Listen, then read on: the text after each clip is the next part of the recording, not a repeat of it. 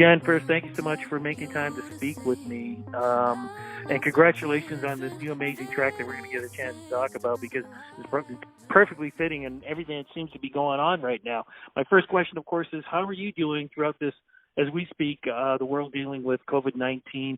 How are you doing personally and professionally dealing with all this? Because nobody thought this world would be the way it is now.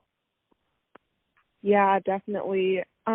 I feel like fortunately my life hasn't really changed that much because I work from home anyway, and being at home is like my happy place. I'm like such an introvert, so quarantine has been a little too comfortable for me, but it's been really great for creating music actually, just to have more time to myself, and the song was born out of quarantine, so yeah. You know, being one of the biggest YouTubers on the planet, you see the world in such an amazing way because you can look out the window and see the world a certain way, but you can also look on social media and see how the world is. How do you think, from when you started this great career of yours to what we see now, how do you think things have changed, or have things changed? Oh, things have changed a lot. I remember when I first started, like, even just like 7 years ago, technology was so different. Teenagers didn't have as much access to social media. Just the way that we interact and communicate is so different. And I think it says a lot that even in quarantine, we're all still so connected, and we can still communicate so easily. And yeah, I think even just like the way that we consume music, we can communicate through music and all these kinds of things. And I think it's so important and also so cool, but also, I don't know, social media can be very damaging, especially to young people and teenagers. So I think it's just a whole new world. Do we rely on it too much? I mean, should we have a balance? And the reason why I ask that is because I remember a friend of mine saying that her son had posted something and he was so upset that, you know, for a long time nobody was liking it. Do you think sometimes we are on this a little too much, and we need to learn how to balance the life that we have to the life that we have on social media? Yeah, I think that nowadays we're really just so stuck to our phones and devices. I know for me, sometimes my screen time is just way too high, and it's like embarrassing. But that's your job, though. Yeah, that's how I try to make myself feel better by telling myself that. But I think in quarantine, all of our screen times have been up. So yeah, but yeah, being on social media can be really damaging. Just like comparing yourself to others all the time, being on social media is you kind of just see this highlight reel from other people, and you sometimes don't really see what's really going on, and so you believe that your life is truly worse than others when people just aren't showing what's really going on. That's the truth. How did you become a YouTuber, and not just become a YouTuber, as I said, one of the biggest out there? Honestly, I kind of fell into it, and it was a lot of luck and hard work. I started in 2013 when I was 15 years old, and I just wanted to try out making videos, honestly.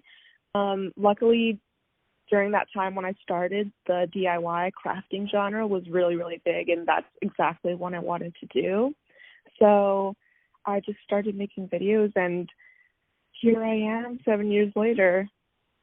What were the kind of things in the beginning that you were posting that people were attracted to, and how do you think that has changed for you personally and professionally?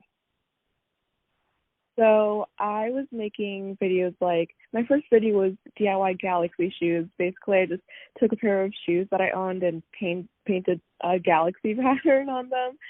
And then I was also making a bunch of room decor and like DIY makeup and that kind of stuff. And my content has definitely changed a lot. And it's more like personality based now, and I'm trying to also shift towards music stuff because, fun fact, my first channel before my Generation DIY channel was actually a singing one. But it's so embarrassing. Like, it's completely wiped from the internet. Nobody can find it anymore. So it's kind of interesting that I'm like kind of returning back to my roots as a YouTuber and as an artist, I guess. Not only have you returned, but you've got an amazing message. Let's get to this new single. What's the single about? What's the single called, and what's it about? Because again, as I just mentioned, it really does reflect on some of the tough things that we see right now on social media, not just on social media, but everywhere around the world. Yeah, thank you, first of all. So it's called Falling to Your Knees, and I wrote it, I think, March, April-ish, at the peak of the start of the pandemic. And basically, during that time, there was a lot of, like, racism going around against Asians, and I was taking kind of a hit from it, from a lot of comments in just, like, YouTube sections and TikTok and that kind of stuff. And so I started responding to this one person, and I probably shouldn't have, but it just got me really frustrated for a while because, I mean, this specific comment was really explicit in its hatred. So I kind of just stopped responding and decided to write the song instead and got out all my frustration and thoughts there.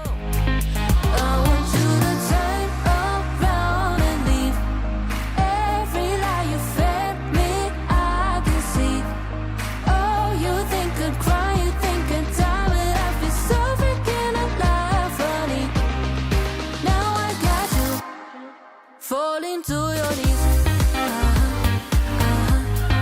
Falling to your knees.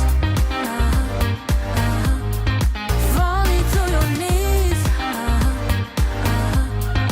Falling to your knees. Now I got you. What has the comments been like after you've released this? What are people saying about it to you? The response has been really, really positive and really good, and I couldn't be happier about it. After I explained the message behind it, people just loved it even more, and especially people who have faced the same kind of difficulties just find it really relatable. And I just hope that whoever listens to it, whatever experiences you've had, that people can kind of find their own empowerment in their own lives from the song.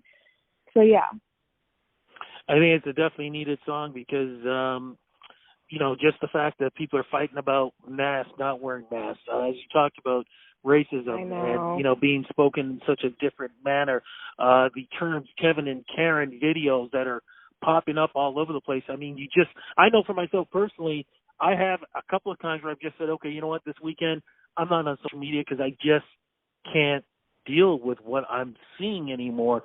And then, of course, when you think about what's going on with the U.S., and as we speak, the election is almost over, and what's going on down there, you really get scared. So you must be proud of yourself knowing that with all of this craziness, you're giving us just at least a few minutes or whatever just to get away from that and hear a positive message.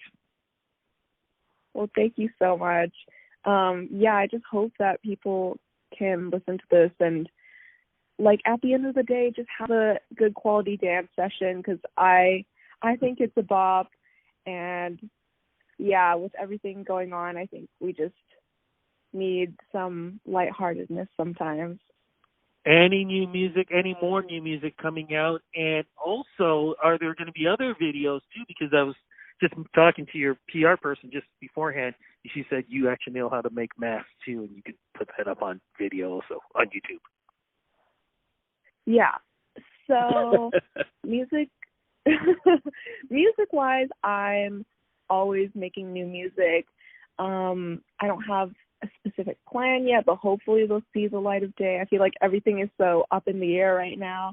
And videos wise, I'm creating videos every week. And yeah, I made a video kind of during that same time where I wrote the song. And I made, I think, like 100 or something, like a lot of masks, and I donated all of them, and all of the proceeds from the video were donated too.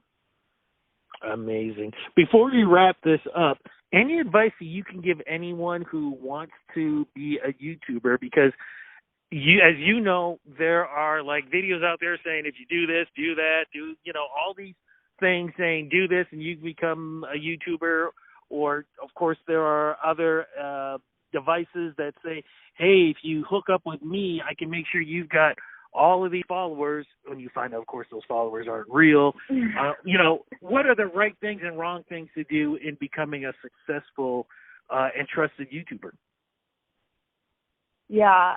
First of all, if someone says, hey, if you pay me this much, I'll make you famous, it's probably a scam. I would say that it's really important to be yourself, which I know is really cliche, but honestly, it's so true. And I'm still learning that to this day, because I think people can really tell that you're not genuine if it doesn't show through on your videos that you're being your true self. And I think make videos that you actually care about, and also be consistent, because it's really important for people to keep seeing your face and knowing that your videos exist. Great advice. Where do we go to follow you on social media and everywhere else, and your YouTube platform? Yeah, so I'm Generation DIY on all social media with a J, and Gen Z on all streaming music platforms. Fantastic. Jen, thank you so much for speaking with me. Thank you for this great track. And thank you for just being so inspiring. And we're looking forward to everything that you're doing in the future, because the way the future is looking, we need people like you to keep us going and keeping that bright light shining. Thank you again for the interview. Thank you so much for having me, Rudy. Take care, be safe, and we'll talk soon. Take care. All right. Bye. Bye-bye.